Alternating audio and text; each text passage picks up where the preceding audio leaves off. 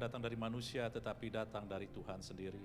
Berkata-katalah kami siap menyambut dalam kebenaran firman-Mu. Dalam nama Yesus, mari kita yang siap katakan, amin. Silakan duduk, terima kasih. Ya malah, ya Anggi dan Emil. Ya saudara, shalom semua. Anak-anak sekolah minggu sudah siap buat sekolah minggu. Hari ini katanya bikin kue.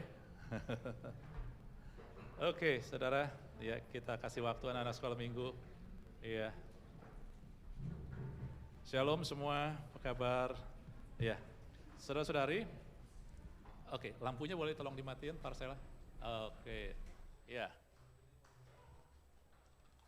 Alright, oke saudara, apa yang mau disampaikan hari ini ya buat saya agak berbeda karena saya ketika Tuhan suruh bingung juga. Bingungnya kenapa? Karena yang mau disampaikan isi hati. Kalau saya biasa ngajar firman, tapi kalau isi hati itu nggak gampang ya. Jadi saya minta Anda juga, makanya saya nggak ada recordingnya, saya minta Pak Renaldi untuk rekam aja langsung. Maka saya minta saudara juga untuk buka hati, untuk mendengar ini sebagai suatu isi hati Tuhan ya. Nah, temanya apa, siapa, dan mengapa. Kalau Anda tahu ini adalah kelanjutan dari tema sebelumnya, yaitu apa dan siapa. Kita sudah belajar gitu tentang apa dan siapa. Sorry saudara, ini memang ini udah oke ya Ter, ini ya. Oke, dari sebelumnya kita udah ngelihat tema apa dan siapa karena ini bagian daripada yang beberapa saat yang lalu, mungkin sebulan lalu, saya nggak tahu, supaya refreshing. Beberapa saat yang lalu kita lihat tema apa dan siapa, dan ketika apa itu adalah mentalitas daripada perjanjian lama Taurat. Kita ngelihat bahwa seorang anak muda yang kaya, dia tanya kepada Tuhan Yesus, ya Guru, apa yang aku harus lakukan? Jadi fokusnya adalah apa? Fokusnya adalah pada diri sendiri, apa yang harus saya lakukan, dan inilah mentalitas daripada perjanjian lama, saudara-saudari ya. Karena apa yang saya lakukan menentukan apa yang saya dapat. Kalau saya lakukan baik, maka saya dapatkan yang baik. Kalau saya lakukan nggak benar, maka saya dapatkan hukuman. Ya. Terus kemudian motif daripada perjanjian lama adalah saya melakukan sesuatu supaya saya dapat sesuatu. Makanya apa yang aku dapatkan menjadi pertanyaan mentalitas perjanjian lama. Murid-murid Yesus suatu ketika juga, Guru, apa yang kami dapatkan? Karena kami sudah melepaskan segalanya. Mereka masih belum mengenal Yesus secara penuh sehingga mereka bertanya apa, saudari? Ya, karena apa yang kami dapatkan. Ya, nah selalu untuk keuntungan jasmani, posisi ataupun materi. Ya. Dan ketika apa yang aku harus lakukan mentalitasnya adalah pada diri kita, maka kita dituntut untuk menunjukkan suatu kesempurnaan. Makanya apa yang terlihat ritual dalam perjanjian lama itu detail, kemudian Anda harus melakukan dengan benar. Kalau ada salah dikit aja, udah lewat. Makanya dalam perjanjian lama ketika ketika Raja Daud berusaha memindahkan tabut perjanjian, dia angkat di atas lembu, kemudian ketika mau jatuh, dipegang sama Usa, langsung dia mati. Karena dia melanggar tata caranya, nggak boleh, kecuali imam doang yang boleh pegang ya. Nah itu dia, jadi di dalam perjanjian lama Anda akan melihat ngeri sekali karena melanggar aturan-aturan Anda akan langsung mengalami hal yang buruk saudari. Karena butuh apa yang terlihat dan juga makanya dalam perjanjian lama penting sekali tentang nih harus bagaimana bajunya segala ya, korbannya, ukurannya harus standar. Karena itu harus dilihat. Apakah salah? Nggak ada yang salah, saudari. Ya, nggak ada yang salah karena perjanjian lama pun adalah gambaran saja sesungguhnya. Bukan esensinya, bukan itu. Nah, perjanjian baru datang esensinya. Kita ngelihat perjanjian baru pola pikirnya adalah siapa. Ya, bukan apa tapi ditambahin si gitu ya. Si-nya bukan cewek tetapi SI ya. Nah, siapa? Nah, makanya ini diwakilkan oleh Sakeus. Orang yang nggak disukai oleh orang Israel saat itu, orang yang mempunyai kelemahan secara fisik, dia pendek, saudara-saudari, ya. Oleh sebab itu ketika Yesus lewat, dia mulai mau cari siapa Yesus itu. Maka ketika dia mulai cari siapa Yesus, dia naik ke atas pohon ara, saudara-saudari, di situ banyak pohon ara. Tetapi Yesus karena dia mau mencari siapa, Yesuslah yang datang, saudari. Fokus pada siapa adalah Yesus yang lakukan. Yesus datangi siapa tadi? Sakeus. Oh, saya tiba-tiba blank. Ya, karena melihat Anda jadi blank. Saya merem aja. Sakeus, Yesus datang karena dia mau cari siapa? Siapa Yesus itu? Yesus datangi, saudara. Dari begitu banyak pohon ara, Yesus tahu ada di sana. Karena ketika kita mau mencari siapa Yesus, itu menarik sekali. Itu sangat disukakan Tuhan. Sehingga Yesus datang, menjumpai si Sakeus, dia bilang, Sakeus turun, aku mau mampir, tinggal. Jadi kalau dia tinggal di situ bukan sehari aja, tetapi nginep, ya. Itu dia bahasanya. Jadi ketika situlah Yesus kemudian datang, kemudian Yesus memberikan pengakuan bahwa Sakeus berarti Sakeus diterima Tuhan, sehingga yang terjadi adalah Sakeus diubahkan, saudara-saudari. Dan inilah perjanjian baru. Ketika Anda melihat siapa, maka Anda melihat Tuhan bekerja, Anda menjadi berkat, lalu Anda terus diubahkan dari dalam sebagai Sakeus, saudara-saudari. Ya. Nah, saudara, ini Anda ngelihat, kenapa dia memilih siapa? Ini adalah tujuannya, siapa Yesus adalah tujuannya membina hubungan. Dan siapa ini adalah pribadi, benar nggak? Siapa ya itu? Siapa Yesus? Yesus adalah pribadi. Pribadi bisa nggak Anda pisah-pisahkan? Nggak bisa kan? Ya. Nah, jadi kalau Anda bilang satu pribadi, maka seluruhnya, kehidupannya, tubuhnya, kalau dia ya Yesus pakai saat itu dia adalah manusia, ya ada tubuhnya, nggak bisa dipisah-pisahkan, ya. Jadi Anda ngelihat, ketika Anda mencari hubungan, maka ini akan nggak bisa dipecah-pecahkan. Ini adalah datang dari pribadi. Ketika Anda mencari hubungan, membina hubungan sama Tuhan, Anda nggak pusingin masalah Anda. Maka Anda akan melihat Tuhan bekerja. Anda akan melihat Anda diubahkan oleh Tuhan. Yesus memberikan Anda suatu pengakuan seperti Petrus yang sebelumnya menyangkal, akhirnya Tuhan berikan kepercayaan kembali. Tuhan kasih kekuatan, dia menjadi penggembala ataupun dia menjadi gembala bagi gereja Tuhan, saudari. Sakeus pun jadi berkat, lalu terus diubahkan dari dalam. Ketika kita punya hubungan sama Tuhan, ini pasti terjadi. Anda akan melihat kuasa Tuhan bekerja. Anda akan melihat Anda sendiri mengalirkan berkat. Anda jadi berkat, saudari. Nah, ketika kita mau ikut Tuhan, hanya mau diberkati, kita masih pakai pola perjanjian lama, saudari.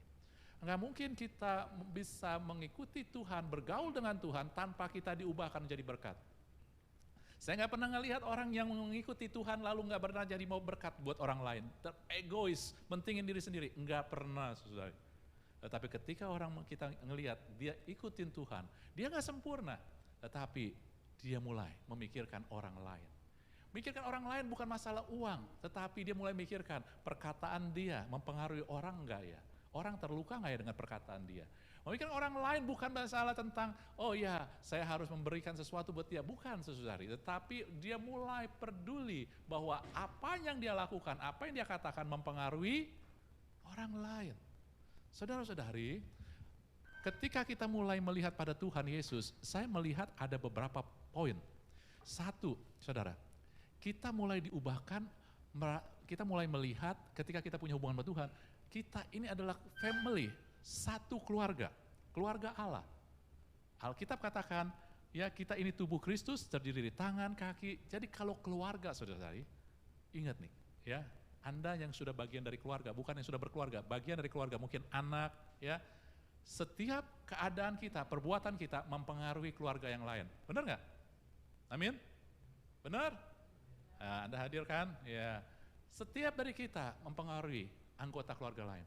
Kalau misalkan ada anggota keluarga Anda yang sedang sakit, ya, maka anggota keluarga lain juga ikut terpengaruh nggak? Ikut, walaupun dia nggak sakit, dia terpengaruh, ya. Nah demikian saudara-saudari, itulah keluarga. Ketika kita mulai membina hubungan sama Tuhan, kita nggak mikirin orang kita diri aja. Kita adalah anggota bagian keluarga lain, kita pikirin yang lain juga. Keadaan kita mempengaruhi orang lain pun mempengaruhi kita, amin ya. Dan itulah yang terjadi sama Sakeus. Dia mulai merasa menjadi bagian dari komunitas yang dikasihi Tuhan. Anda ketika membina hubungan nggak mungkin, enggak. Kalau kita nggak peduli tetap masih egois, artinya kita belum beres membina hubungan dengan Tuhan. Tetapi kalau lihat, kalau pola pikir apa, nih apa yang saya harus lakukan? Dikasih 4 atau 3 lah kalau di sini ya. Kalau 3, maka Anda lakukan 1 dulu, saya baru bisa 1. Boleh nggak? Boleh. Oh saya udah bisa 2, boleh nggak? Boleh. Boleh terpecah-pecah, karena ini hanya aturan syarat aja, boleh digolongkan, dipisahkan. Tetapi kalau ketika Anda ngikutin satu pribadi, nggak bisa. Ketika Anda pakai pola perjanjian lama, apa dari kemampuan kita, maka kita di sini bisa hanya diberkati doang, tetapi kita ya nggak terima yang lain, saudara. Ya, tetapi ketika kita bina hubungan, itu all in semua. Nah, sekarang kita masuk pada pertanyaan mengapa. Saudara, saya mungkin nggak pakai slide semua, ya, tetapi kadang-kadang saya pakai slide hanya untuk supaya saya ada alurnya, ya, tapi nggak semua yang saya akan pakai gitu, ya. Karena seperti saya katakan, saya sendiri nggak mudah untuk menyampaikan karena ini menjadi isi hati Tuhan. Nah, pola pikir yang lama juga apa yang aku harus lakukan, apa yang aku dapatkan, lalu mengapa, ya, mengapa? Tetapi ketika mengapa, dalam pola pikir perjanjian lama, kalau Anda masih pakai pola pikir perjanjian lama, Anda akan melihat kalau saya sedang mengalami hal yang buruk, kok keadaan saya kok jelek aja, kok kenapa sih nasib saya kok ngalaminnya yang kok gagal, kok nggak enak terus. Lalu pertanyaan kita adalah, mengapa?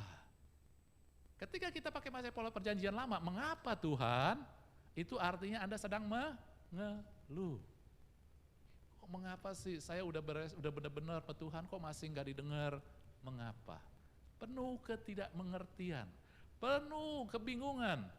Ini dia kalau kita pakai pola pengikut perjanjian lama. Tetapi ketika kita mengikut pola perjanjian baru, Anda membina hubungan dengan Tuhan, maka kita akan melihat keindahan Tuhan di tengah masalah kita, sehingga pertanyaan kita tetap mengapa, tetapi kita kagum, mengapa Tuhan sayang saya sekali, mengapa Tuhan perhatikan saya sekali, mengapa Tuhan peduli sama saya sekali. Anda ada di pihak yang mana? Kita bukannya menghakimi, kita enggak, kita mengundang. Seringkali kita masih ada di pihak yang mengapa Tuhan ini terjadi sama saya. Ini jujur kan, kita nggak usah, karena kita diterima apa adanya. Tujuan kita bergereja, datang ke gereja, ibadah adalah kita diubahkan terus, bertobat. Bukan kita udah sempurna, kalau Anda sudah sempurna, tolong Anda ke surga aja. Siapa yang sudah mau? Silakan ya. Tapi saya masih belum sempurna, kita masih belum sempurna. Kadang-kadang mental kita pertanyaan, mengapa Tuhan? Mengapa ini terjadi? Ya, dan seringkali karena kita juga bingung, gak ngerti. Tetapi saudara-saudari, Tuhan mengundang kita, hey, ketika kamu punya beban, ketika kamu punya masalah, ketika kamu punya pergumulan, ketika kamu bingung, kamu mulai lihat siapa aku. Tuhan, bagaimana saya bisa melihat Tuhan? Apa dengan keadaan masalah? Saya harus bohong. Saudara, Anda gak perlu bohong. Anda baca Mazmur, Daud hebat gak? Sebagian besar Mazmur ditulis oleh Daud. Kita percaya Daud hebat, dan dia dipakai Tuhan ketika Daud datang kedua kali. Tapi Anda baca Mazmur, Tuhan, mengapa Engkau meninggalkan aku? Mengapa Engkau gelisah hatiku? Tuhan, aku gentar dan takut. Tuhan, kenapa ini terjadi? Kenapa orang yang gak peduli, orang fasik kok enak-enak, tapi aku setengah mati. Saudara, Daud jujur. Kita pun juga gak masalah. Anda gak masalah ketika bingung Tuhan kenapa sih. Tetapi jangan berlarut-larut. Kalau Anda baca Mazmur Daud, saudara, dia mengeluh, tapi Anda baca dah. Kemudian dia menyatakan hal yang berbeda. Keluhan dia aja saluran daripada ketidakberdayaan sebagai manusia, tetapi kemudian dia kembali mengingat. Ya, lalu aku mengingat kembali kebaikan Tuhan. Ketika dia mengeluh, dia nggak biarkan diri dia jatuh terus, dia mulai ingat Tuhan. Kalau Anda baca Mazmur begitu saudara. Kehidupan kita juga, Anda silakan mengeluh sama Tuhan. Jadi jangan sok jadi kuat hebat. Kadang kita kecewa sama Tuhan, nggak apa-apa. Tetapi jangan terus kecewa, jangan terus mengeluh. Mulai, stopin, ingat. Lalu aku mengingat-ingat kembali kebaikan Tuhan. Oh Tuhan, saudara jujur, saya sering juga mengeluh sama Tuhan. Saya nggak lebih baik dari Anda. Saya sering bertanya, Tuhan berapa lama lagi masih kayak begini? Gitu ya. Sering tanya. Tuhan, saya sering kecewa sama diri saya juga. Sering, saudara. Tetapi berhenti. Sekarang saya udah mulai bisa. Nggak mau larut sampai di bawah. Nggak mau terus turun. Saya mulai mengingat-ingat siapa dia. Dan inilah yang Tuhan mau, saudara. Dan kita mulai kagum, mengapa? Jadi artinya kita mulai melihat Tuhan. Apa yang dia lakukan, saudara-saudari. Kadang-kadang saudara kita, karena kita nggak terus belajar membina hubungan sama Tuhan. Akhirnya kita hanya pengertian agamawi. Nggak melihat hubungan dengan Tuhan. Yang kita ngelihat adalah, agama adalah sesuatu yang saya harus lakukan supaya hidup saya diberkatin. Patokan kita berkat. Ketika berkat nggak ada, kita menderita. Mana Tuhan?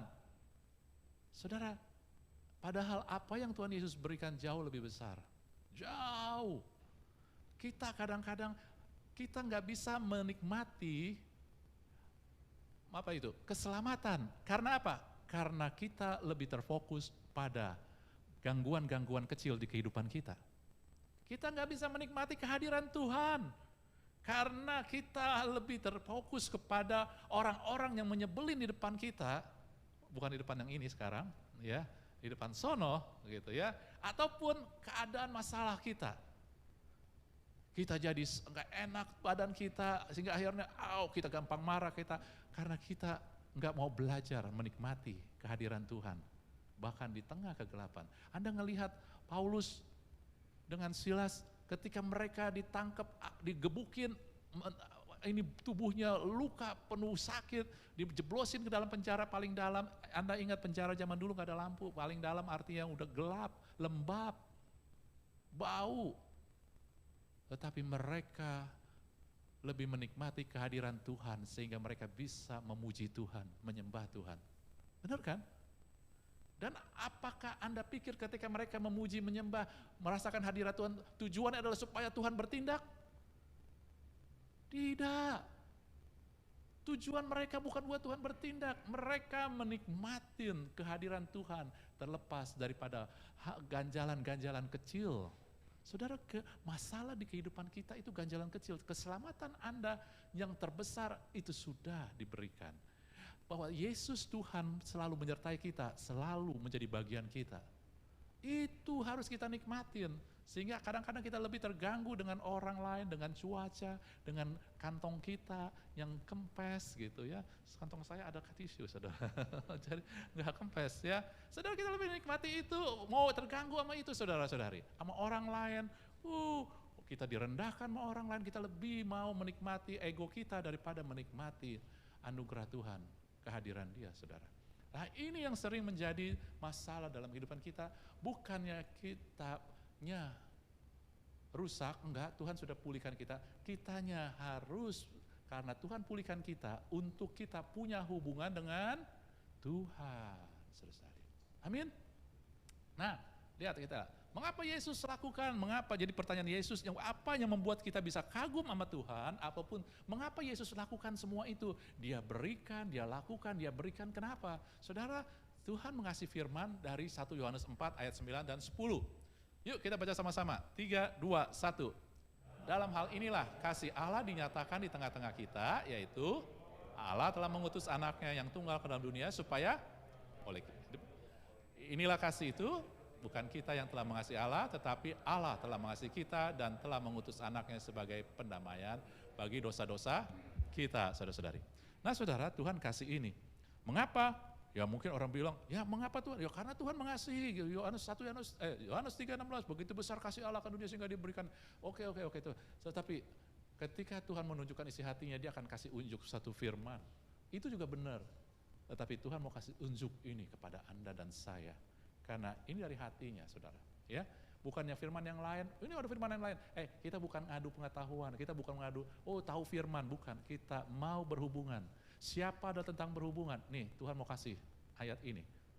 Kamu dengar, kamu tangkap di hati kamu. Kamu renungkan. kamu akan diberkati, Tuhan hadir, Tuhan akan juga menjadikan kita berkat. Amin ya. Nah, saudara Anda ngelihat di sini, nah Tuhan pertama dia kasih unjuk saya. Fokusnya adalah kenapa Tuhan melakukan? Karena dia mengasihi Anda dan saya. Lalu kita udah terbiasa, karena dia mengasihi kita, maka dia mengutus anaknya, Yesus. Tujuannya apa? Mendamaikan kita dari dosa. Pintar semua kita udah tahu bahwa kasihnya membuat Yesus, Allah mengutus putranya yang tunggal, Yesus, supaya kita didamaikan. Ketika Anda tahu ini aja, Anda jadi orang percaya. Tapi apakah ini sudah seluruhnya? Belum saudara. Ketika Anda tahu ini aja, ketika Allah begitu mengasihi kita, maka dia mengutus. Saudara tahu bahwa ketika Allah mengutus anaknya, harganya adalah anaknya harus direndahkan. Dia harus mengosongkan dirinya. Dan tidak menganggap kesetaraannya sebagai Allah, sebagai sesuatu yang harus dipertahankan. Dia harus merendahkan. Saudara, kadang kita nggak ngerti makna daripada merendahkan diri dia, saudara. Kita kadang nggak ngerti makna dari penebusan Tuhan Yesus karena kita berfokus hanya kepada, kita nggak mau mulai berhubungan dengan Tuhan sehingga bisa melihat dimensi yang lain. Saya mengatakan, dimensi yang lain yang kita bisa lihat daripada pengorbanan dia ketika dia merendahkan diri. Kadang kita hanya melihat satu dimensi yang saya katakan dimensi emosional. Jadi kita ngelihat, aduh Tuhan engkau direndahkan, diludahi, engkau menderita, benar dia menderita, dihancurkan tubuhnya, benar saudara. Kita semua tahu, orang Kristen semua tahu, tapi banyak orang Kristen udah tahu kayak begitu tetap aja hidupnya nggak bisa melihat keindahan dari kehadiran Tuhan.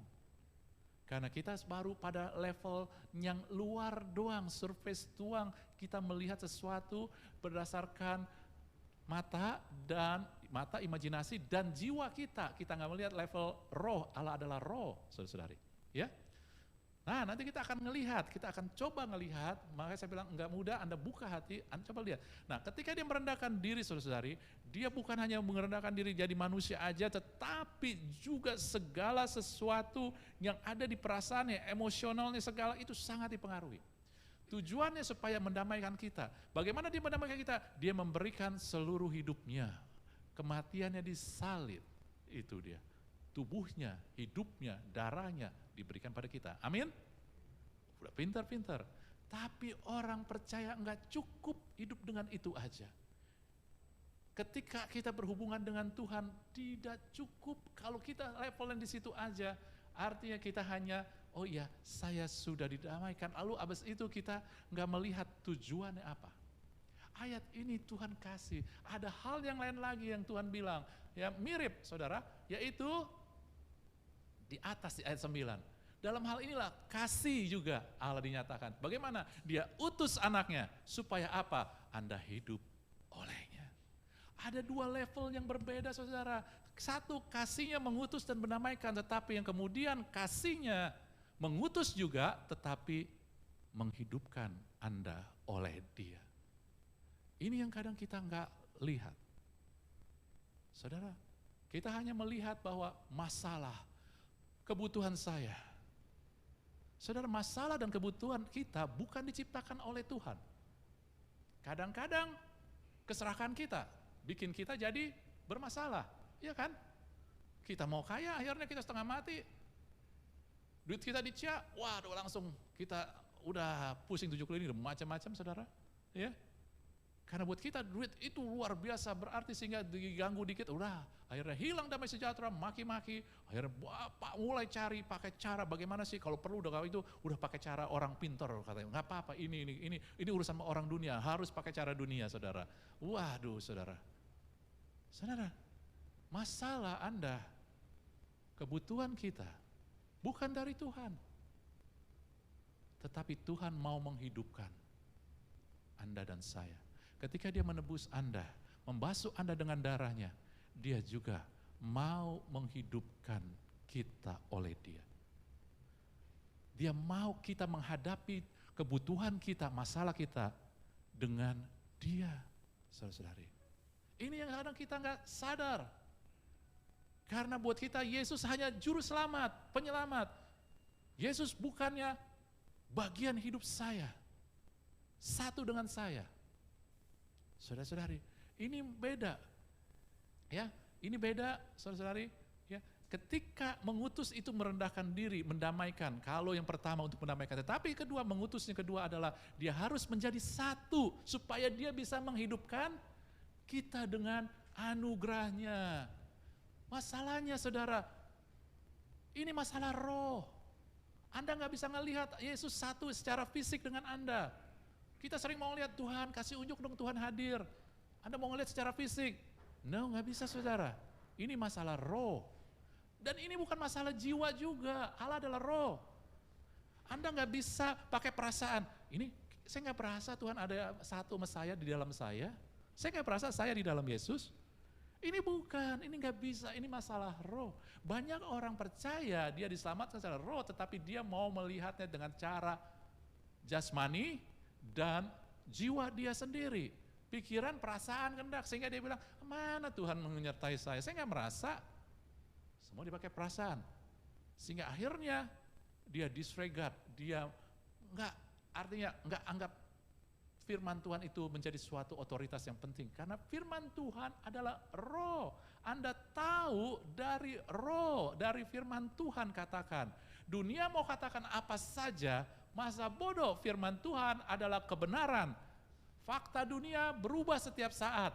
Tetapi firman Tuhan tidak pernah berubah. Dulu, sekarang, dan selamanya. Sampai di surga pun Anda firman Tuhan tidak berubah. Perasaan kita berubah. Anda nanti kalau di surga perasaan Anda nggak akan jealous, nggak akan ngiri, nggak akan dendam, Anda akan penuh sukacita, perasaan Anda berubah. Tapi firman tetap. Jadi perasaan Anda dan saya itu bukannya suatu kebenaran, bukannya suatu yang dasar yang harus kita pegang, bisa berubah. Pernah nggak Anda, dulu Anda senang sama orang tersebut, kemudian Anda jadi benci. Dulu sayang, sekarang benci. Ya, yang suami istri, ya, ataupun juga yang muda-mudi, dulu benci sama dia, sekarang jadi suka, ya. Pernah? Bukti bahwa perasaan kita bisa berubah. Jangan percaya perasaan. Firman Tuhan adalah yang benar, karena Anda dan saya adalah makhluk roh. Tubuh kita sudah selesai.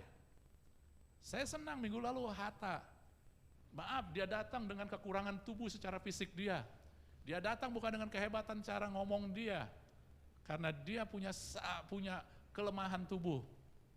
Tetapi, apakah dia enggak mengalami tekanan jiwa? Mengalami. Waktu dia belum punya hubungan dengan Tuhan yang benar. Dia mau bunuh diri 3 kali. Saudari, ya. Tetapi dia bisa bangkit ketika dia kenal sama Tuhan. Nick Vujicic yang Anda tahu nggak punya tangan, nggak punya kaki. Apakah dia nggak berdoa supaya Tuhan tumbuhkan tangan kakinya? Berdoa. Dia mau bunuh diri juga.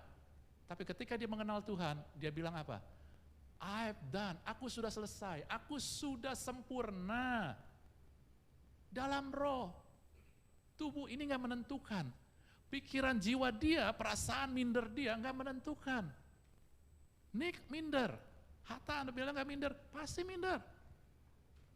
Tapi itu nggak menentukan, dia sudah sempurna, nilai dia sempurna, saudara-saudari. Dan inilah yang harusnya mulai kita percaya kepada firman Tuhan, siapa kita, kesatuan kita dengan Kristus menentukan siapa kita. Nilai kita adalah di dalam Kristus. Kalau nilai Anda karena harta kita, kita akan direndahkan oleh orang dunia. Kalau nilai kita karena perbuatan kita, kita akan menjadi batu sandungan buat orang-orang, saudara. Tapi nilai kita karena Kristus nggak akan berubah. Karena Tuhan nggak berubah, saudara-saudari. Ini yang kadang kita nggak sadar. Kita lebih terfokus pada hal-hal yang materi, yang dunia. Sehingga ketika materi yang dunia itu terganggu, kita mulai mempertanyakan mengapa. Tetapi ketika kita mulai melihat Yesus adalah roh. Siapa Yesus adalah roh yang dia berikan, maka yang lain itu hanya bonus, saudara. Bonus. Cari dulu kerajaan Allah dan kebenarannya, nyanya huruf besar, kebenaran yang datang dari Tuhan Yesus, bukan dari hal-hal yang knowledge, saudara, pengetahuan. Maka semua ditambahkan. Jiwa Anda jadi tenang, perasaan Anda jadi sukacita, itu bonus. Anda jadi nggak perlu khawatir, itu bonus. Ya, materi Anda dicukupi, Anda disembuhkan, itu bonus. Selama Anda nggak melihat kebenaran ini, kita akan terus digoyahkan, saudara-saudari. Selama kita nggak melihat kebenaran yang apa yang Tuhan Yesus berikan pada kita akan terus digoyahkan. Karena dunia akan mengatakan, masa kamu ikut Tuhan kayak begitu sih? Hidup masing kayak begitu? Masa kamu udah gitu, kok nggak sembuh-sembuh? Kita akan dipermainkan oleh dunia. Saudara, saya mau katakan dengan kebenaran firman Tuhan. Anda yang sudah ditebus Tuhan Yesus, Anda adalah sempurna. Terlepas tubuh Anda, wajah Anda, terlepas perasaan Anda masing ada marah, ada dendam, Anda sempurna di hadapan Tuhan. Amin. Ini yang kadang membingungkan orang. Tetapi saya mau katakan, kekristenan harus bingungin, karena ini adalah sesuatu yang baru. Kalau nggak membingungkan itu agamawi. Kekristenan bukan agama. Agama adalah ciptaan manusia. Kekristenan adalah Tuhan turun dan membina hubungan buat kita. Harus Dia yang lebih tinggi yang kasih tahu. Bukan kita yang lebih rendah yang kasih tahu Tuhan. Ini yang membuat kita jadi kecewa. Dan jangan pikir Tuhan akan bergerak ketika kita kasih tahu. Tuhan, kalau enggak Tuhan lakukan, gua marah, gua nggak mau ikut lagi. Tuhan enggak tergerak dengan kayak gituan, saudara. Tuhan tergerak ketika Tuhan, aku bingung, aku nggak tahu, tapi aku mau terus berhubungan sama Tuhan. Dia akan bergerak, saudara. Amin.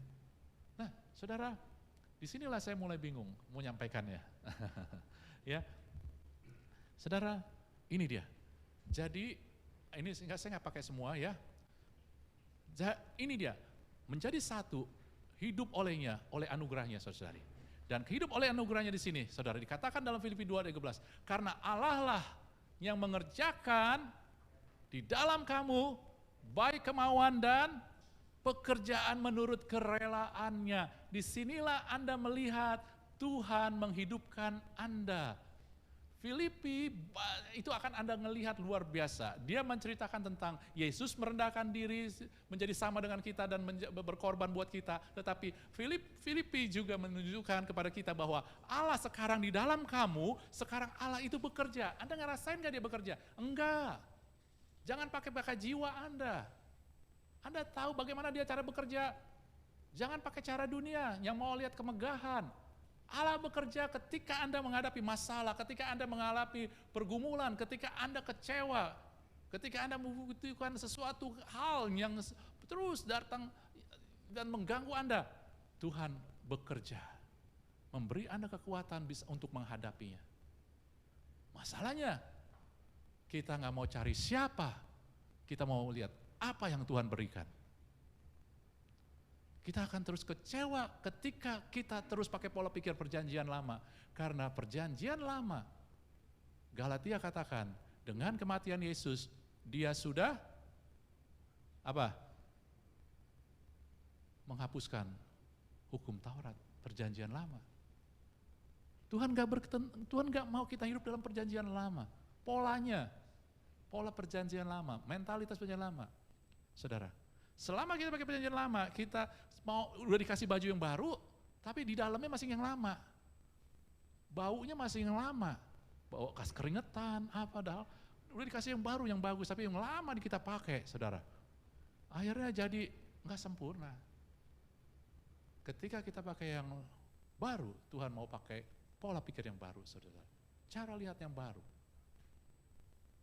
Jangan lagi apa yang Tuhan berikan, mengapa Tuhan terjadi, tapi mulai Anda ngelihat, siapa saya dalam Kristus.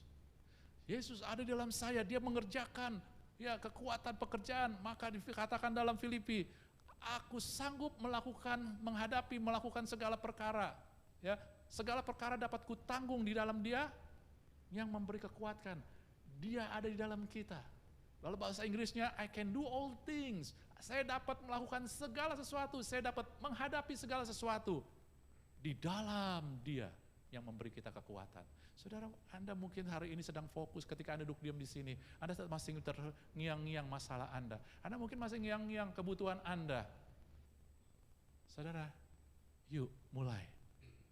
Ubah pola pikir kita.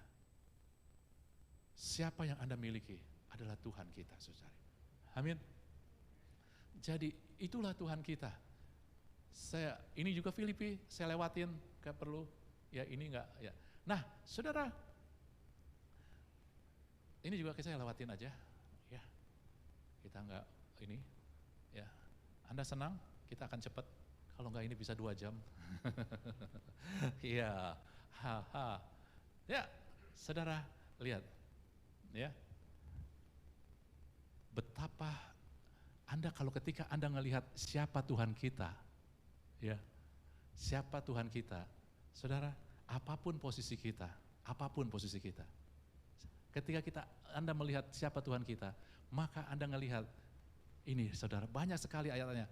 Ini hati Tuhan loh, makanya ya saya nggak bisa ngomong gambarin. Ketika kita melihat siapa Tuhan, maka kita dikasih tahu isi hatinya dulu. Dia nggak kasih unjuk kemegahannya dulu, saudara. Dia kasih unjuk isi hatinya. Dan yang pertama dia kasih unjuk tentang isi hatinya adalah betapa dia mengasihi Anda dan saya. Ketika Anda ngefokus pada apa yang dia berikan dong? Ya itu kan, benar nggak? Ketika Anda fokus pada apa, tapi ketika Anda fokus pada siapa, karena mau mindah hubungan, ada seorang cowok mau mindah hubungan dengan cewek. Saya bilangin ya anak cowok, kalau kalian mau dapat ya pasangan hidup yang benar, kalian mau mindah hubungan sama seorang wanita, perempuan, ya kita sangat sekali nggak mendukung LGBT, ya.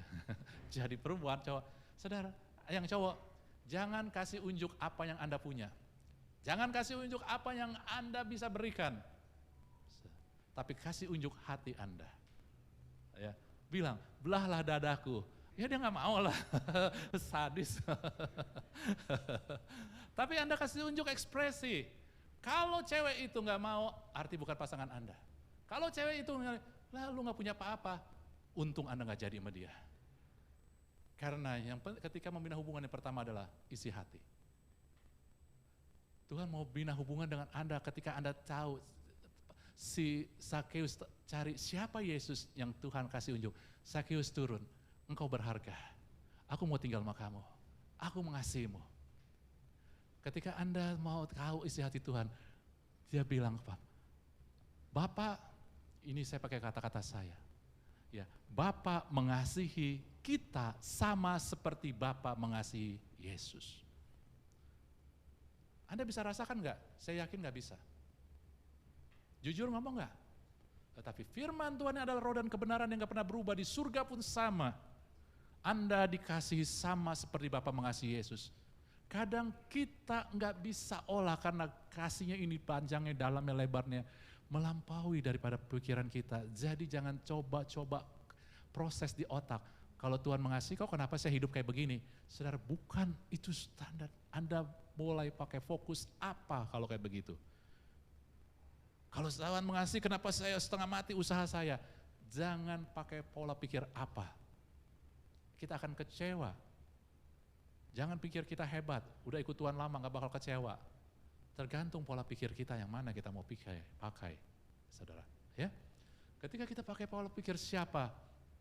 Wow, Tuhan gila, Tuhan mau merendahkan diri, mau mati. Dan bukan itu Yesus berikan semuanya. Dan Bapak mengasihi saya. Walaupun saya ini udah kacau. Saudara, Anda tahu siapa kita ini? Firman Tuhan kita kan begini loh saudara.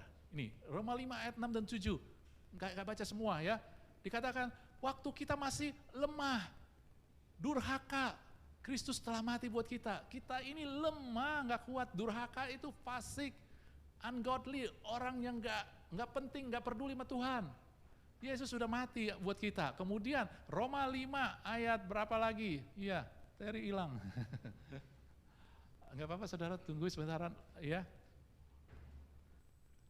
Ada? Ya. Udah kepanasan, enggak apa-apa. Saudara, kemudian ya, dikatakan lagi dalam Roma 5 ayat 8 saudara. Anda percaya saya aja, nanti Anda baca Roma 5, 6 sampai 10 saudara. Dikatakan tadi ketika kita masih lemah, ketika kita menjadi orang fasik saudara-saudari ya. Lalu kemudian, udah bisa ya? Di Roma 5 ayat 8 kemudian, ketika kita, apa? Nah ini dia saudara, Roma 5 ayat 8 dan 9, berdosa. Tuhan udah menunjukkan kasih-Nya. Tuhan udah mati buat kita. Enggak cukup. Bukan itu aja. Bahkan ayat 10 dikatakan, ketika kita masih seteru, kita masih musuh Allah, Tuhan udah kasih kita. Pak, saya nggak musuh Tuhan. Saudara, kadang kita musuh sama Tuhan ketika kita cinta dunia, ketika kita pro dunia, kita jadi berseberangan sama Tuhan. Ketika kita memuaskan daging, kita jadi musuh Tuhan, tapi Tuhan tetap sayang Anda. Ini kasih yang gak bisa dimengerti. Saudara, manusia itu makhluk pengalaman.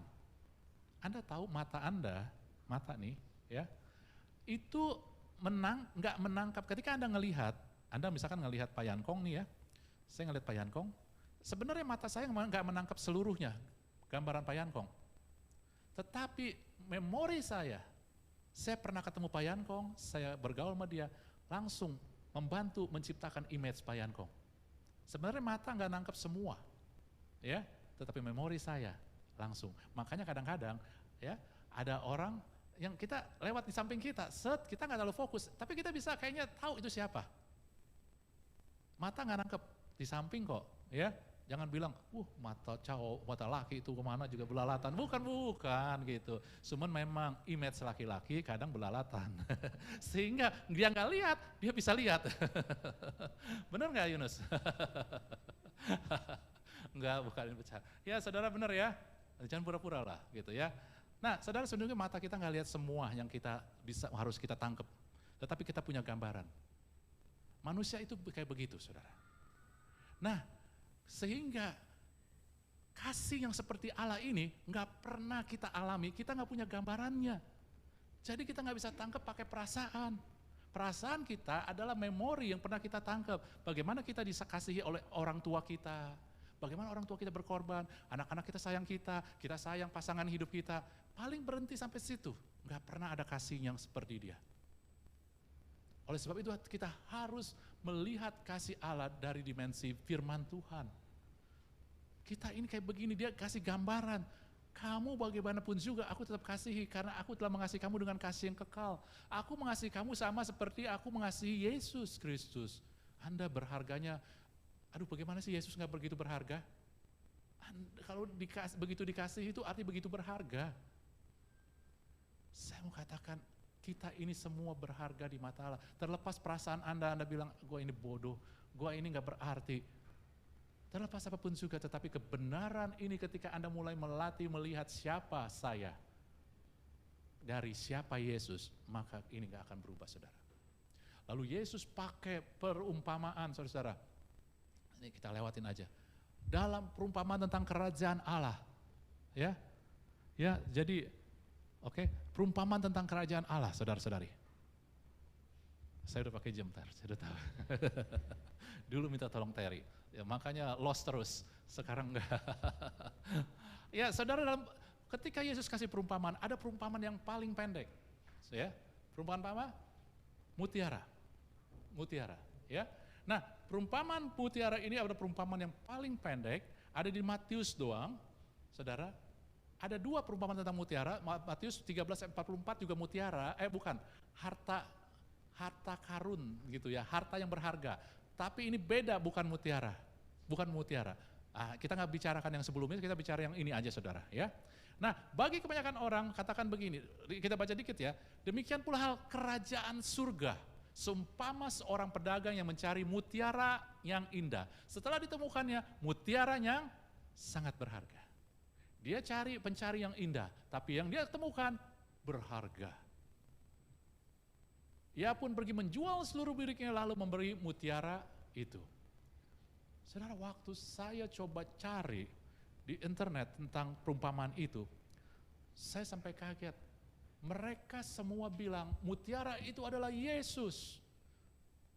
Saya sampai bingung, wow, apa benar ya ini tentang Yesus mutiara ini? Saya bacain apa sih pandangan mereka, kenapa dibilang mutiara itu tentang Yesus? Wah, ngikut Yesus itu harus bayar harga, semuanya harus kita tinggalkan. Ya ampun, saya bilang, ini jujur apa enggak? Gitu. Saya nggak bisa tinggalin semuanya, belum bisa lah, gitu ya. Ya, tapi kan itu yang ideal, Pak. Ya, saudara, coba kemudian saya lihat ada satu ya orang yang injili. Dia bukakan, mutiara ini adalah kita, bukan Yesus, dia bilang. Mutiara itu bukan Yesus, karena supaya Anda bisa menemukan Yesus bukan bayar harga. Kita keterima Yesus itu gratis dengan iman. Anda nggak usah bayar apa-apa, katanya. Saya bilang, kalau benar ini. Tetapi Yesus harus bayar harga yang mahal supaya mutiara ini jadi berharga. Kita ini jadi berharga, saudari. Untuk itu dia harus, saudara tahu supaya itu berharga. Itu nggak gampang. Dan kenapa dia pakai mutiara? Orang Israel, kalau Anda ngelihat imam-imam Israel pakai baju efod, di sini ada 12 apa? Bukan mutiara, batu. Kristopas, batu apa lagi? Yaspis, batu apa lagi? Delima, gitu ya. Apalagi saya nggak tahu yang batu itu ya. Batu empedu. Pak Yankong nanya terus, ini batu ada Pak. Jadi ingat batu empedu, saudara. Ya, batu ginjal, bukan itu, sambrut segala, saudara. Orang Israel enggak biasa dengan permata. Biasanya dengan batu. Ya kan? Yang berharga buat mereka batu.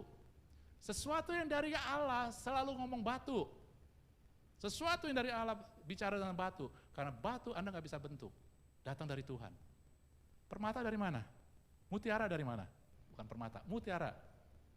Ya. Tiram, kerang. Makhluk hidup. Anda dan saya makhluk hidup. Tapi Anda dan saya bisa Tuhan bikin mutiara. Sesuatu yang berharga di dalam kita. Dan untuk itu, saudara, Yesus harus bayar mahal. Bukan hanya menebus Anda. Untuk itu kita harus tahu dulu bagaimana mutiara ini terbentuk. Saya ada kasih gigit ya, tapi nggak ada suara, Anda perhatikan ya. Saya coba jelaskan dikit. Nah ini dia, saudara, mutiara bisa di stop nggak ter? Oh kok lari ke situ? Oh ya ini ya. Bisa stop ter? Ah nggak bisa? Oke, saudara. Mutiara itu, Anda nggak apa-apa ya? Ah udahlah, nggak apa-apa. Anak ini biarin, Anda nggak usah nonton dulu. Mutiara, saya mau kasih tahu. Ini bagian, kalau ini kerang ya, mutiara, bukan mutiara, kerang, tiram, kerang. Itu biasa atasnya adalah cangkang, ya nggak? Ada cangkang ya? Nah, kalau Anda buka, yang suka makan kerang, kalau buka cangkangnya, dalamnya itu ada lapisan lembut. Ya, jadi kulit pertama cangkang, kulit kedua lapisan lembut. Kalau Anda buka lagi lapisan lembutnya, benar-benar buka gitu ya, jangan langsung dicaplok, Anda makan, ya Anda buka. Dalamnya ada jantungnya, ada limbahnya, itu bagian organ dalam yang membuat kehidupan daripada kerang itu. Ada lapisan yang lembut di dalam, saudara-saudari. Di atasnya cangkang. Nah, apa yang terjadi dengan mutiara adalah ketika satu benih atau parasit atau pasir masuk menembus cangkang ini, saudara.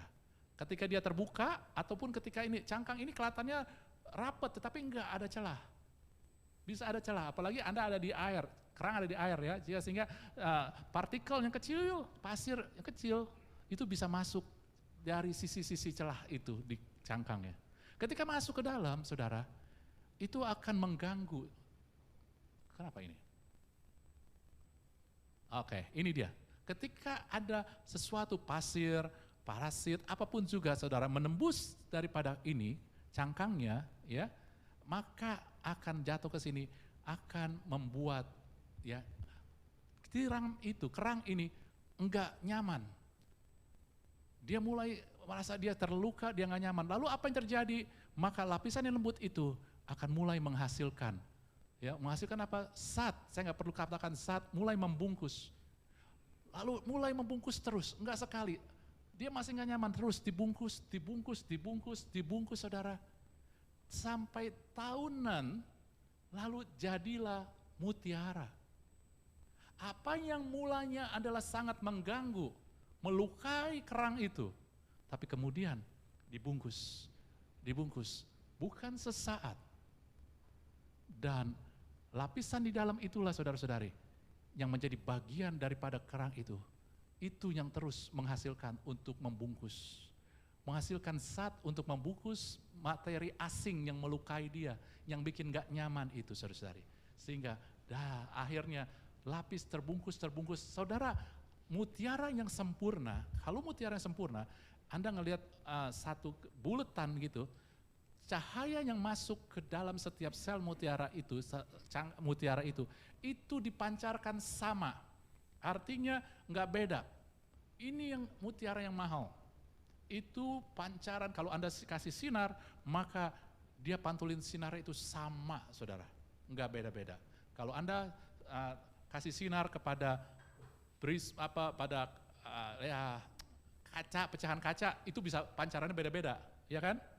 Anda taruh kelereng, Anda sinarin, itu pancarannya bisa beda. Kalau mutiara yang bagus, enggak sama pancarannya semua. Jadi dia kayak glow, bersinar, saudara-saudara. Itu mutiara yang mahal, saudara. Ya, nah, tetapi proses untuk menjadi mutiara itu butuh tahunan. Kalau yang natural, yang alami.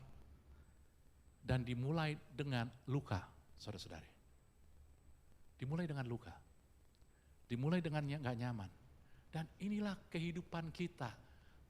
Mutiara dihasilkan oleh makhluk hidup. Bukannya batu. Anda dan saya adalah makhluk hidup.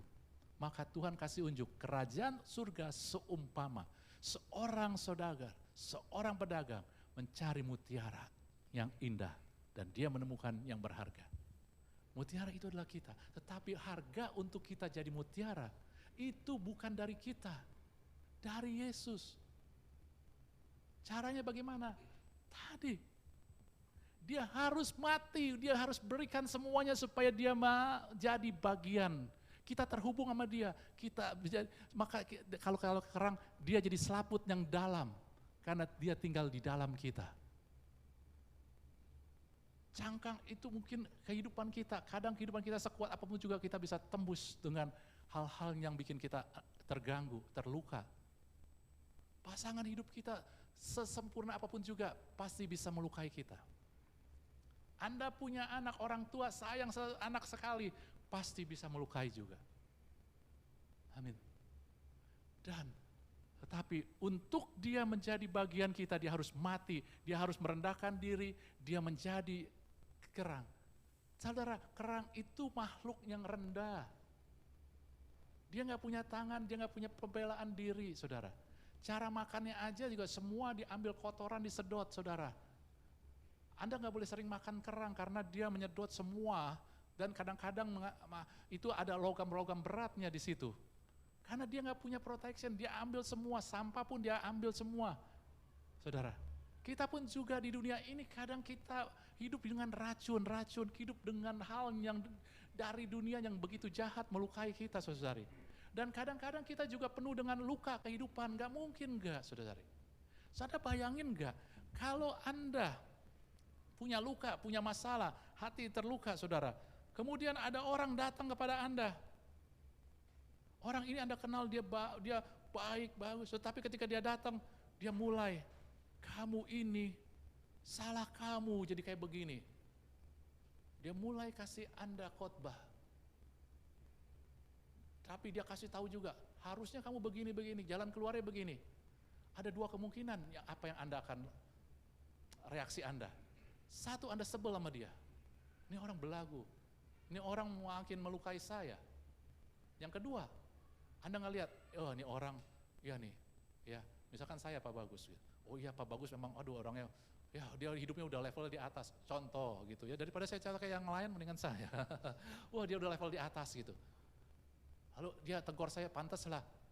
Anda akan merasa, saya ini bego sekali, bukan Pak Bagus. Anda kalau Anda ditegur sama saya, misalkan Anda merasa saya itu bagus, saya itu hebat gitu. Saya orangnya lebih tinggi, udah itu. lebih baik dari yang lain. Jadi diterima kalau dia tegur nasihat. Anda bisa aja tadi satu kesel, kecewa, atau kedua, Anda semakin down. Aduh, gua kok kacau sekali, gua nggak bisa kayak dia. Ya nggak? Akhirnya kehidupan kita nggak tambah beres. Tetapi Yesus beda. Dia datang bukannya langsung dengan cara, kalau dia datang dengan bukan jadi manusia tapi dengan kepenuhan. Kalau manusia aja manusia yang dianggap hebat datang, kita merasa tertuduh, kita merasa enggak jadi sampah, saudara. Apalagi kalau Yesus datang dengan penuh kemuliaannya dan kita ini nggak beres, kita nggak ada, langsung kita hancur, saudara. Dia nggak bisa datang dengan penuh kemuliaan, dia datang menjadi bagian kita seperti jadi selapisan yang lembut, yang tipis di dalam kerang. Enggak kelihatan, saudara. Dari luar enggak kelihatan. Tapi dia datang menyamakan diri. Sehingga bisa diterima. Dia datang enggak bilang Anda itu dosa, itu bodoh. Dia datang. Dia katakan, aku tahu apa yang kau alami. Yuk. Dia katakan, yuk kita sama-sama hadapin. Karena apa? Karena dia menjadi satu sama kita dan dia mau menghidupkan kita. Dia berikan kekuatannya supaya keinginan-keinginan baik, kemampuan dari Tuhan mengalir dalam hidup kita. Jangan ngelihat, ya gue sih gak bisa kayak begitu, gue udah kayak begini orangnya. Saudara, kalau Kristus di dalam Anda dan Anda izinkan dia bergerak, kita bisa berubah. Amin gak? Saudara, ini dia, manusia adalah makhluk yang terluka. Kita sadar gak sadar, kita ini makhluk yang terluka. Kita mau melakukan yang benar aja, kadang kita melukai orang lain. Apalagi kita juga masing penuh dengan egois. Kadang kita nggak peduli orang lain dan itu melukai orang lain. Kadang-kadang pengetahuan kita yang terbatas, cara kita ngomong, kita nggak bermaksud untuk melukai orang. Cuma karena kemampuan kita ngomong bisa melukai orang lain. Anda pernah atau sering atau pelaku? Ya saudara, manusia kita hidup di dunia yang nggak sempurna. Amin. Emosi Anda tinggi, Anda bisa melukai orang lain. Kita ini makhluk yang gampang luka. Hal yang kecil, kalau tadi kayak tiram tadi, ya kerang tadi, sebutir pasirnya kecil, itu bikin kerang itu gak nyaman. Bikin dia terluka, gak nyaman saudara-saudari. Itu yang terjadi. Hal yang kecil aja bisa melukai kita, bisa bikin hidup kita gak nyaman. Dan apa yang Tuhan lakukan? Anda tahu lapisan tiram yang di dalam itu lembut. Dengan kelembutan Tuhan datang sama kita. Tenang, aku menerima kamu. Tenang, aku ada buat kamu. Tuhan, tapi aku gagal, aku jatuh lagi. Tenang, aku tahu bagaimana engkau bergumul. Aku tahu kemampuanmu. Aku pernah ngalamin. Tuhan, aku takut ngadepin masalah ini. Aku pernah ngalamin. Dia bukan datang dengan kesombongan, dengan peraturan. Dia datang dengan kasih. Dia lingkupi kita seperti tadi di dalam kerang itu. Dia tutupi, dia lingkupi, dia hasilkan kelembutan. Kemudian dia hasilkan lagi kelembutan. Anda tahu mutiara itu terdiri dari ribuan layer. Lapisan yang ribuan, saudara. Sehingga hasilnya menjadi luar biasa. Gak seketika. Tapi Tuhan, dia datang kepada Anda. Ketika Anda ngadapin masalah bukan dari Tuhan. Ketika Anda takut dengan kebutuhan kita punya kebutuhan, dia datang. Dengan kelembutan, bukan dengan tuduhan. Karena dia mau menghidupkan kita oleh anugerahnya, saudara-saudari. Ketika kita juga punya masa lalu yang kacau, dia datang, dia bungkus, saudara. Tenang, aku memberikan masa depan yang baru. Barang siapa di dalam aku, dia adalah ciptaan yang baru. Yang lama sudah berlalu. Ketika kita khawatir dengan masa depan, maka dia bilang, tenang. Masa depanmu terjamin di dalam aku. Tenang, dengan siapa engkau berjalan itu lebih penting. Mungkin kau menghadapi tekanan masalah, tetapi lewat tekanan masalah ini, engkau akan menjadi indah. Engkau akan menjadi pancaran kemuliaan. Engkau menjadi mutiara, bukan yang indah saja, berharga, saudari. Berharga.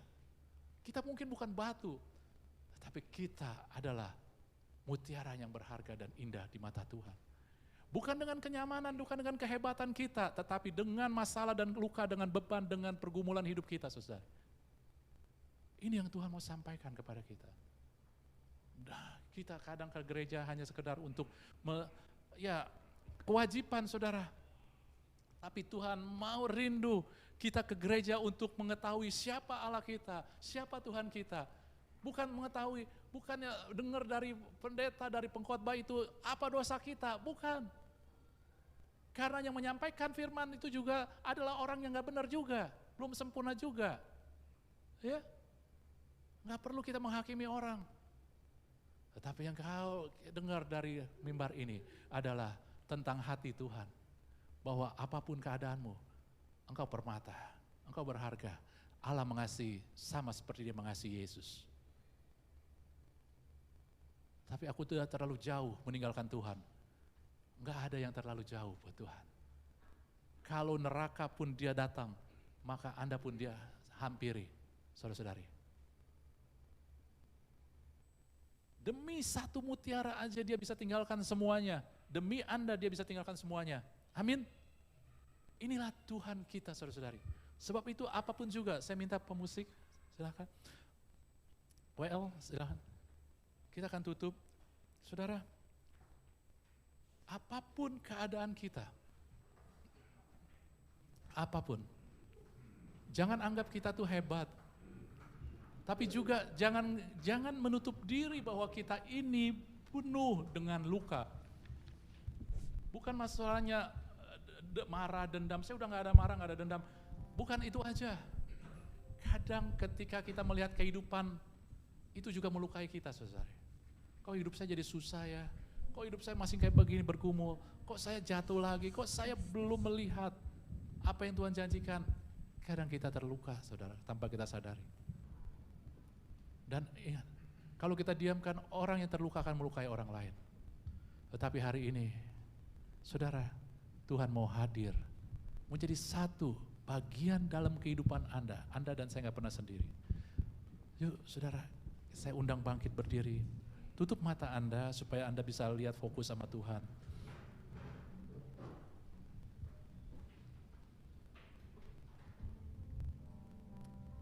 Kau mengasihiku lebih dari yang kuduga, bahkan di saatku tiada menyadarinya. Kau sentuh hatiku dengan kasih yang sempurna.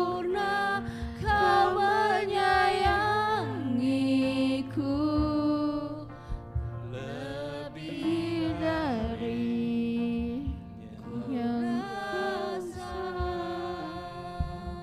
Musik main dengan tenang, saudara tutup mata berhubungan sama Tuhan. Mungkin selama ini engkau mengalami kehidupan yang gak nyaman, gak enak, penuh luka, bingung, khawatir, dan merasa tertuduh. Hari ini, ketika engkau datang ke tempat ini bukan suatu kebetulan. Tuhan mau menyatakan isi hatinya. Betapa Dia mengasihi engkau dengan kasih yang sempurna. Dia gak menghakimimu. Tapi hari ini datang apa adanya. Ngomong sama Tuhan, Tuhan ini luka-lukaku. Ini terlalu sakit buat aku ngadepin ini. Ini terlalu berat Tuhan buat ngadepin ini. Ini terlalu susah untuk aku melupakan ini Tuhan. Ini terlalu menjadi aib buat aku Tuhan. Ini suatu kebodohan yang aku pernah lakukan. Bahkan yang saat ini masih aku lakukan. Ini keadaan yang bikin aku gak nyaman Tuhan. Anda datang. Anda bukan datang kepada pribadi yang gak sayang kalian. Tapi kita datang kepada pribadi yang mengasihi kita sehingga Dia rela mati buat kita. Jangan keraskan hati kita, jangan sombong, jangan merasa kita lebih baik, lebih benar dari orang lain. Ini tentang kita dengan Tuhan, bukan tentang orang lain. Jangan dengar firman buat orang lain, dengar firman buat kita. Karena ini isi hatinya. Ketika dia mau kita punya pola pikir siapa, dia mau kita tahu Allah yang bagaimana yang kita miliki. Allah yang mengasihi kita sebagaimana mengasihi Yesus. Allah yang memberikan kita segalanya. Dia rela mati menjadi manusia dengan segala penuh kehancuran emosi.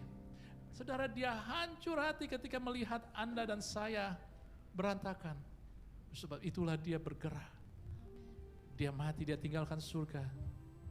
Supaya dia bisa tebus dosa, tetapi tujuannya bukan hanya dosa Anda dan saya ditebus, tujuannya juga adalah supaya dia bisa satu dengan Anda dan saya. Kenapa? Karena Anda dan saya masih tinggal di dunia yang gak sempurna. Yang menyebabkan Anda terluka, yang menyebabkan Anda gak nyaman, tetapi dia datang. Kalau selama ini Anda mulai berpikir, Tuhan kenapa Engkau enggak memberikan kelegaan? Saudara mulai lihat siapa yang di dalam Anda. Dia datang dengan kelembutan. Dia datang dengan kasih. Dia tutupi segala kekhawatiran. Aku bersamamu. Aku gak akan tinggalin. Mungkin engkau gak tahu apa yang terjadi ke depan, tapi aku berjanji akan menyertaimu. Mungkin engkau masih gak percaya. Benar gak janjiku akan digenapi. Tapi aku katakan kepadamu. Engkau baru mengenal aku ketika engkau melihat firman. Bukan dari perasaanmu. Bukan dari apa kata dunia. Buka hati. Biar dia membalut engkau. Setiap luka-lukamu, kekhawatiranmu, ketakutanmu, masa lalumu. Apa yang mengganggu engkau, apapun juga, dia adalah jawaban. Izinkan dia menyentuh hatimu terdalam. Rasakan kelembutan hatinya. Dan lihat, lewat masalah, lewat tekanan yang terjadi dalam kehidupanmu, pergumulan yang ada anakku, gak peduli engkau umur berapa, lewat pergumulan masalah yang ada, aku sedang membuat engkau menjadi permata yang indah, yang akan memancarkan seluruh kemuliaan Tuhan dalam hidupmu. Jangan takut anakku, jangan bimbang anakku. Jangan khawatir anakku. Mulailah lihat kasihku berdasarkan firmanku. Urabasyakarabaya.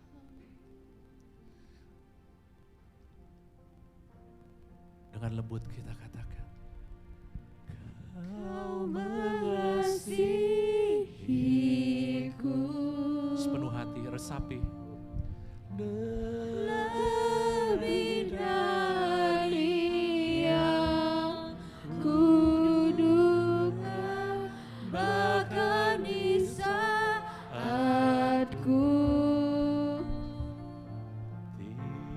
tiada menyadarinya, kau sentuh hatiku.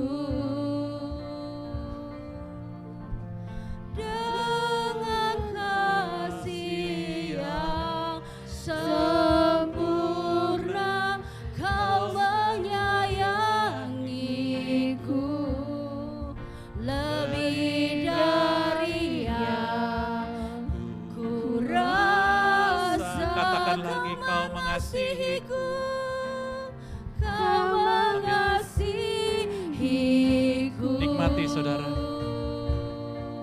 Anda gak usah nyanyi, gak apa-apa, nikmati. Biar Anda tahu.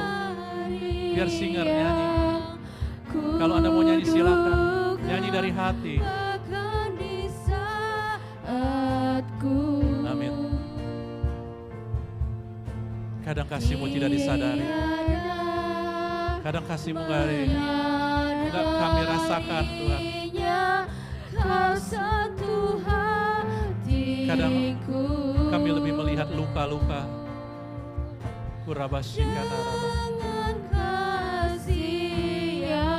Padahal Kau selalu menyentuh kami dengan kasih yang sempurna.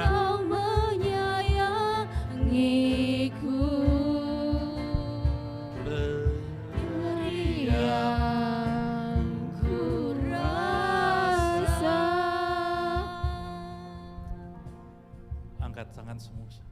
Pandangkan arah wajahmu kepada Dia yang mengasihimu. Tutup mata. Kekasih-kekasih Tuhan.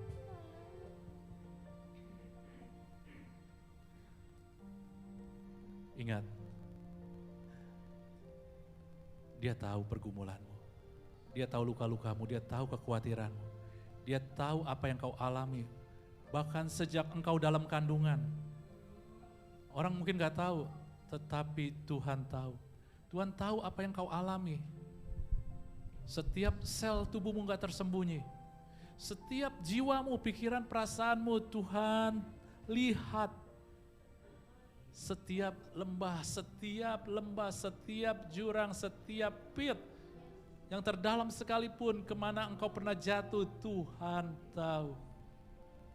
Dan Dia saat ini datang kepadamu dengan kasih yang membawa terang. Hari ini kita memperingati juga hari Pentakosta pencurahan Roh Kudus. Tetapi Anda tahu fungsi utama Roh Kudus bagi orang percaya adalah untuk mengingatkan karunia Allah. Firman Tuhan katakan itu. Kalau Dia datang, kata Yesus, Dia akan mengingatkan engkau akan karunia Allah. Allah sangat mengasihimu. Itu yang Roh Kudus akan ingatkan kepadamu.